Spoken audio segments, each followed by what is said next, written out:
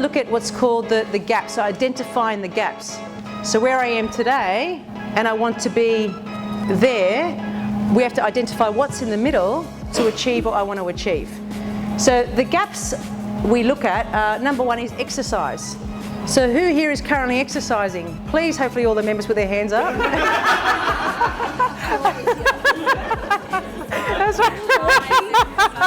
Walking is good, walking is good.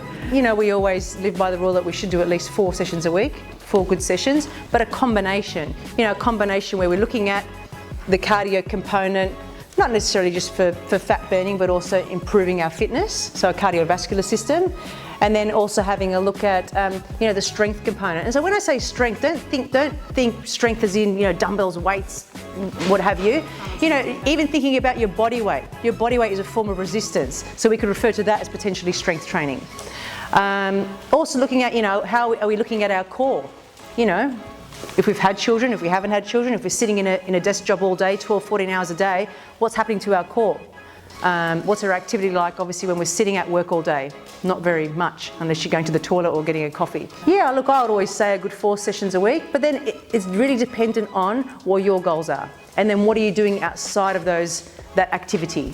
So number 1 is exercise. Number 2 is our nutrition, a very big one.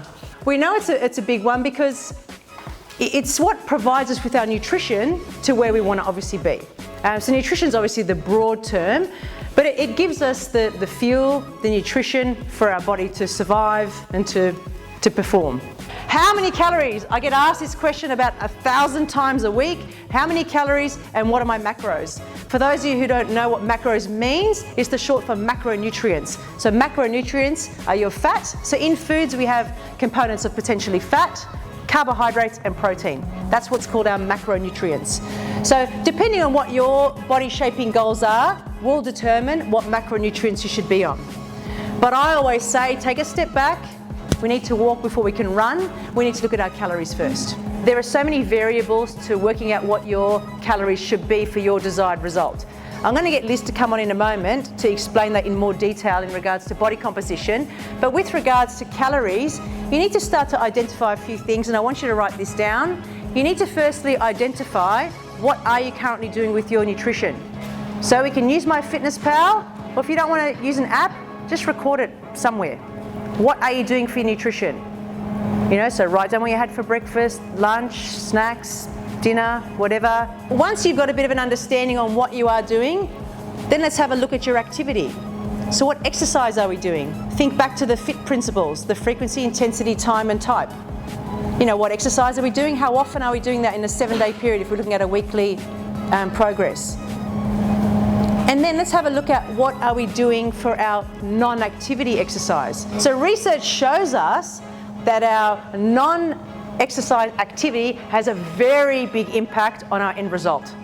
So don't always think about the 4 or 5 sessions you're doing in the studio, but think about what you're doing the rest of the time. And that also applies obviously to your nutrition. So we do need to start to have a look at how much calories we're expending, so energy we're expending, and what we're consuming. So that is as simple as just maths.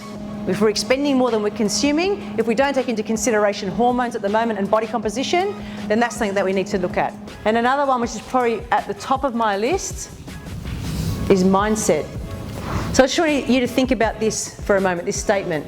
The underlying belief that you are in control of your destiny. So our mindset has a lot to do what we achieve and when we achieve it. So I guess quickly, just if I was to talk about myself when I was competing, so I know I've got a plan of attack, I've got 16 weeks to get on stage. If I don't have the right mindset, do you think I'd get there? If I keep telling myself every day, oh, I'm not going to do well, I'm not going to look good on stage, I'm not going to be able to eat that food, I'm not going to be able to train 5 days a week, then I definitely wouldn't have made it. So you've got to start to encourage yourself to think of these positive thoughts. Who often thinks about negative thoughts? Oh, I look fat in the mirror. Oh, I'm not going to start exercising because guess what? I don't want to go to booty yet because I'm not even fit yet. There's always something. We're our own worst critic. We look at ourselves in the mirror, we pull out the worst parts and we pick on them all day long. But what we have to learn to do is catch ourselves in the moment when we're pulling up those negative talk, that negative talk in our mind. So as soon as you hear yourself say, go, no, I'm not. I'm working on that. I'm going to be better soon.